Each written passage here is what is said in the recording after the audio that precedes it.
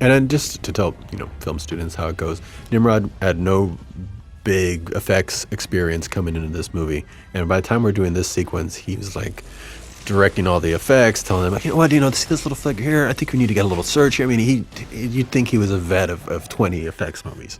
And it was really amazing to see the learning curve and how quick it could happen on a project. And that's why when people say, I want to make movies, what advice do you give a filmmaker? I say, just start making them, because you learn so much by doing, not by, you can take classes, you can read books, and all that's great. You can watch films, but really on the job, doing it, solving problems on a daily basis. And I don't call them problems, actually. We try to call them challenges. If they're challenges, there's never problems. How do you solve the challenge? And you figure it out creatively, and like that. Nimrod had a very creative, way to fix this challenge, and that's how you learn. And by the end, you're a vet, man.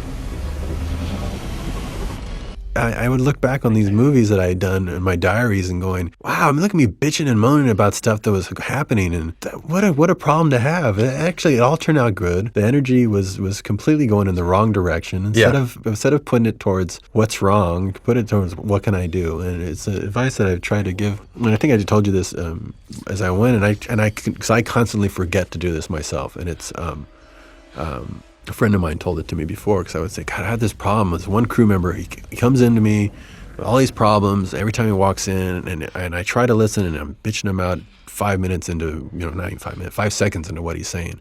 And then he leaves the room, and I feel bad, and then I think, okay, I'm not going to do that next time. And then he walks in with, just an extra little thing to say, and okay, here it comes. I'm not going to do it. And he starts talking, and I'm like, God, and I start rattling on him again. And he finally said, well, the thing is, you're worried about the what instead of the how.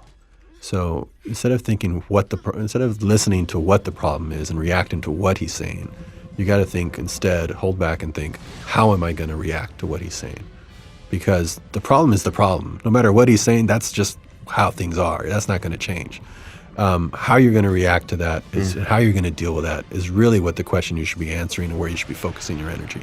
So when you're saying, I need more time, that's me. I heard myself do that a million times as well. I'm going, no, that's the what. You don't get more time. So instead of let's figure out how to do what we need to do. What we need to do, and let's put the energy there, and it's going to be fine. And let's not worry about it, because these were the problems we would have begged to have had 10 years ago when we had no jobs.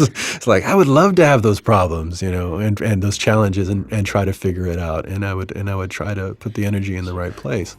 And you took that to heart instantly, and went back in.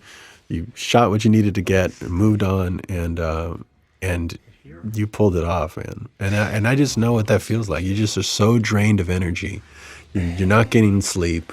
You have to make sure you get sleep when you're shooting, because it really throws your perspective off. You got to eat healthy as much as you don't want to, and I'm the biggest culprit of that. You watch pictures of me in a movie, you see me thin at the beginning, round as a beach ball by the end, because I'm eating fried chicken and anything that makes me happy, any comfort food, because you're so uncomfortable shooting, because shooting is the hardest. People ask what's the hardest part of making a movie. It's the shooting, because you've hired so many people, so much money is being spent in that amount of time. Post-production, there's very few people around, and you make your own schedule. But here you're having to answer a million questions day in and day out, all day long, in a very forced, tight schedule, because the way we do things at Troublemaker, we just make you do it that way, because it is humanly possible. It's not ideal, and it's not usually how people shoot. But it's just how you got to do it to get the job done. We get more creative freedom that way. We're able to make any movie we wanted. Fox completely let us make this movie, because we were just under the radar. We were there. They called us their golden child of a movie, because we were given the same budget as the last Predator movie, which with inflation would mean we had probably $10 million less than that. Yeah. Because we've got other bigger movies that we have to go worry about. That have budget problems. So you do your thing.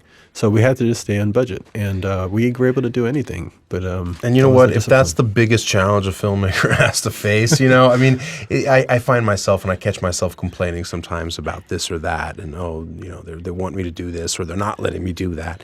And I remember I was talking to a guy, I don't recall who, but he said the smartest thing to me. He says, wait, let me get this straight. He goes, you make flicks? You make movies? And I go, yeah. And he goes, and you get paid to make movies? And I go, yeah. And he said, I don't see the problem. What's the problem? And, I think I have to remind myself of that every once in a while.